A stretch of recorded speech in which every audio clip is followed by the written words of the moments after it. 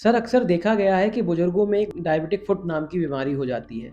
तो इसके क्या कॉम्प्लिकेशंस हो सकते हैं और इसके बचने का निदान क्या है? देखिए, पहला आपका सवाल जैसे कि आपने पूछा कि डायबिटिक फुट में क्या होता है?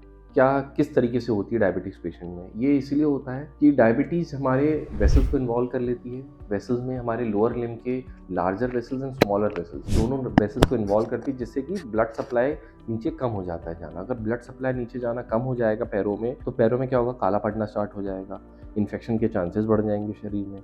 तो इसी कारण से पहला मेन कारण होता है कि सर्कुलेशन कम हो जाता है। Second is impaired sensation. अक्सर डायबिटिक पेशेंट्स में क्या होता है? डायबिटिक न्यूरोपैथी होती है। डायबिटिक न्यूरोपैथी का मतलब होता है कि अगर आपको चलते चलते पैरों में ठोकर लग जाना, तो आपको पता भी नहीं चलेगा कि ठोकर लगी थी, क्या हुआ। हमने बहुत बार ऐसा सुना है, गांव से पेशेंट्स आते हैं कि सर सो रहे थे, पैर में चूहा काट के चलेगा, लेकिन पता नहीं चला पेशेंट को।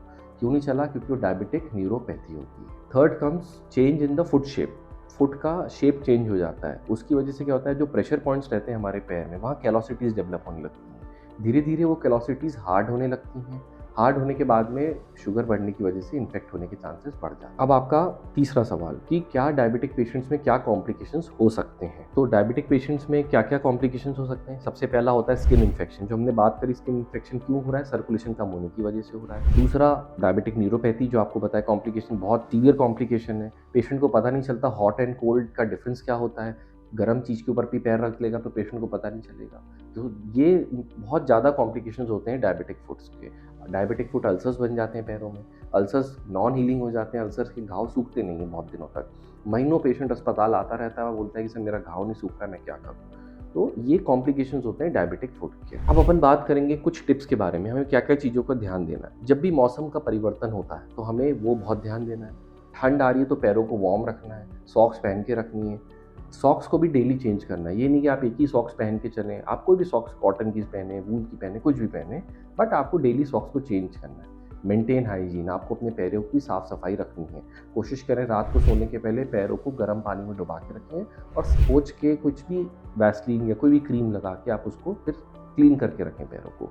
तो डायबिटिक पेशेंट्स में फुट की केयर की बहुत ज़रूरत होती है। कभी भी घर में नंगे पाँव नहीं घूमना चाहिए उनको, क्योंकि डायबिटिक पेशेंट्स को जब न्यूरोपैथी होती है तो नंगे पाँव घूमेंगे, उनको पता नहीं चलेगा। कोई भी पिन पॉइंट शार्प ऑब्जेक्ट पे अगर पैर रख देंगे, उनको पेन के बारे में पता नहीं चलेगा। वो घाव बन जाएगा, धीरे धीरे घाव इन्फेक्ट करेगा और वो एब्सेस बनेगा। और हमें बहुत ज़्यादा सतर्क रहना है डायबिटिक पेशेंट्स में। यदि हमारे स्किन का अगर कलर चेंज होता है तो हमें बहुत ज़्यादा ध्यान देना है कि अगर कभी भी स्किन का कलर चेंज होता है तो हमें हॉस्पिटल में डॉक्टर को तुरंत जाके दिखाना है। कभी कभी डायबिटीज़ फ्लक्चुएट करती है और नीचे वहाँ पैरों में मवाद बन जाता है, तो बाद में कभी ऐसी स्थिति निर्धारित होती है कि चीरा भी लगाना पड़ता है या एम्पुटेशन भी जा सकता है।